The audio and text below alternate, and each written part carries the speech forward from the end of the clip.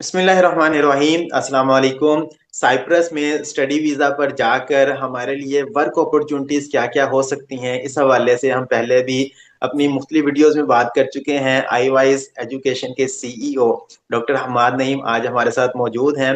Sir ने अपनी last video में जिक्र किया कि वो लोग जो इस वक्त साइप्रस में मौजूद हैं और उनके पास जॉब्स नहीं हैं, वो हमसे रब्ता करें तो हम उनको जॉब हासिल करके देंगे। और जब हमने वो वीडियो सोशल मीडिया पे अपलोड की तो बहुत से लोगों ने ये कमेंट किए कि यहाँ पर तो कोई जॉब ही मौजूद नहीं है। तो आज इस हवाले से हम सर से खास तौर पर जानेंगे कि सर, अगर एक स्टूडेंट एजुकेशन के लिए स्टडी वीजा पर साइप्रस पहुंच जाता है तो उसके लिए क्या क्या अपॉर्चुनिटीज हैं, और जो लोग ये कहते हैं कि यहाँ पर जॉब्स नहीं है तो वो ऐसा क्यों कह रहे हैं, इस हवाले से जरा हमें आज क्लियर कर दीजिए। शुक्रिया नुमान। बिल्कुल ये बड़ा एक हमारे लिए भी चैलेंजिंग रहा उस वीडियो के बाद, क्योंकि वो बाई चांस वीडियो पे व्यूज और लाइक्स भी बहुत ज़्यादा थे और बहुत ज़्यादा लोगों ने हमसे जो है ना जॉब के हवाले से रब्ता किया। और ये जी। सारा सिनेरियो देखने के बाद मैंने रियलाइज़ किया कि लोग बाज़ औक़ात चीज़ों को अंडरस्टैंड नहीं कर पा रहे होते, चीज़ों को समझ नहीं रहे होते। तो जी। जी। देखें, जब आप किसी जगह पे बैठ के किसी चैनल पे या किसी तरीके से कोई ऐसी बात करते हैं, तो मैं ऑब्वियसली कई और जगहों पे भी इंटरव्यू दे चुका हूँ इस हवाले से। तो हम्म। ऐसा इसका हरगिज मतलब ये नहीं होता कि कोई जॉब का एक पटोरा है मैंने रखा हुआ अपने पास और उसमें से निकाल निकाल के मैंने देनी शुरू कर दी। हर जी। चीज का एक तरीकाकार होता है। हर चीज के लिए एक प्री एलिजिबिलिटी क्राइटेरिया होता है। कुछ चीजों में क्राइटेरिया पूरा करते हैं, देन आप चीजों की तरफ जाते हैं।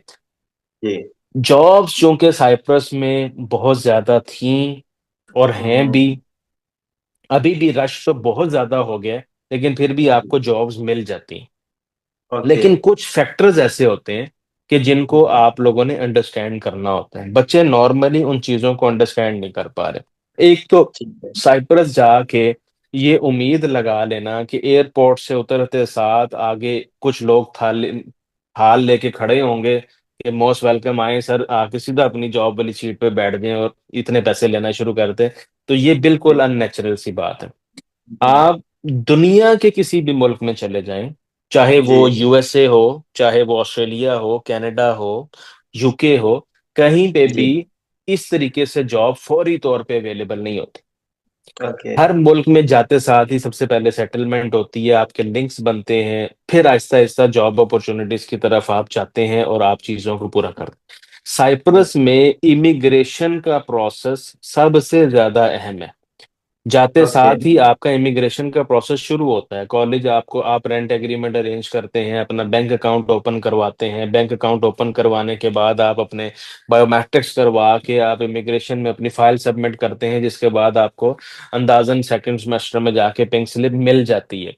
तो वो जो ठीक फर्स्ट 3 to 6 मंथ का प्रोसेस है ना, आपका है। फर्स्ट जी। 2 मंथ्स ऑन एन एवरेज तो आपके इन चीजों में लग जाता है। आप रिहाइश अरेंज करते हैं, आप जो है वो बैंक अकाउंट खास तौर पे ओपन कराने में वहां पे थोड़ा सा टाइम लग रहा है, उसमें 1.5 महीना 2 महीने भी बच्चों को लग जाते हैं।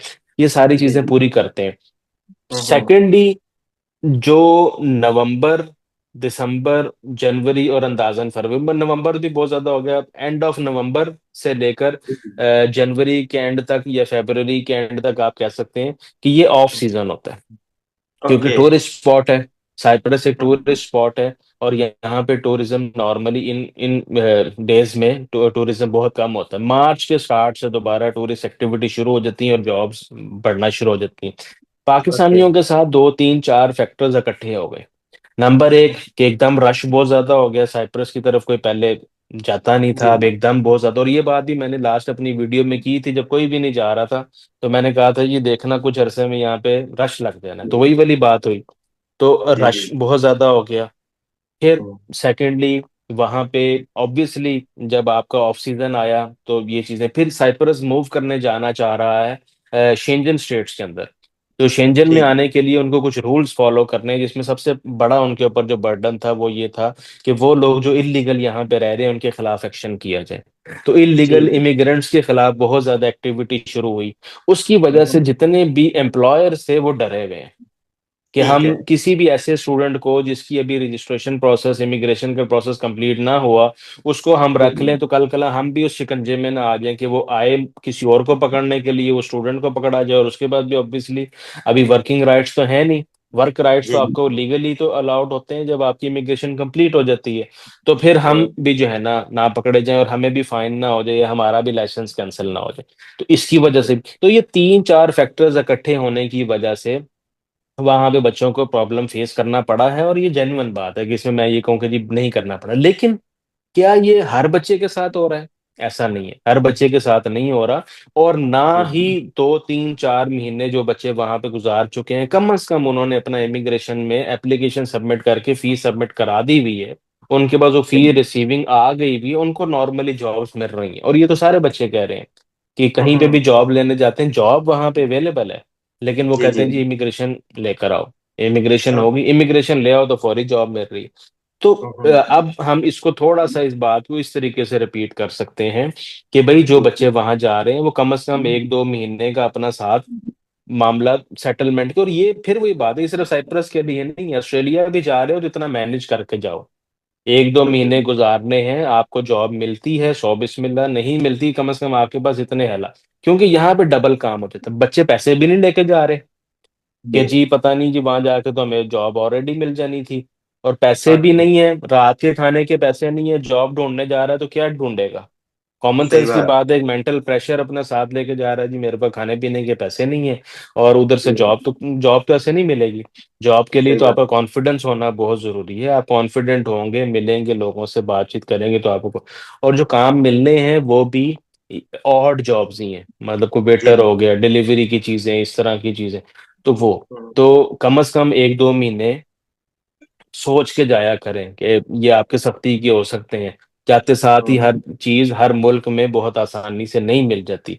तो ये बस उसकी क्लैरिफिकेशन है उस बात की जो हमने की थी, और उस बात पे हम आज भी कायम हैं। हम तो जी बिल्कुल इस बात से जो है ना वो डिनाई नहीं कर रहे।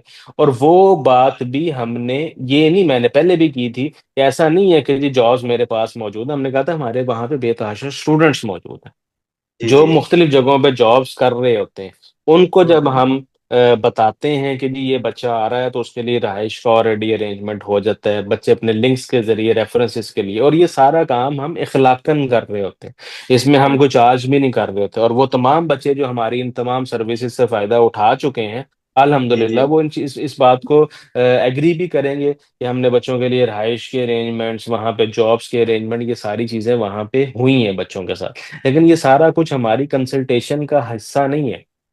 मतलब ओके। अब मुझे कई ऐसे भी फोन आने लगे जी, आपने कहा था जॉब मिलेगी, तो मैं तो जी फलां एजेंट के जरिए, कंसल्टेंट के जरिए आ गया हूँ, तो जॉब आप लेके दें। तो यार ये मेरी कोई जिम्मेदारी नहीं है। हाँ, ये जर्नल एक बात थी जो हुई, और उसके बारे में मेरे हिसाब से मैंने बड़ी अच्छी क्लैरिफिकेशन आपको दे दी है।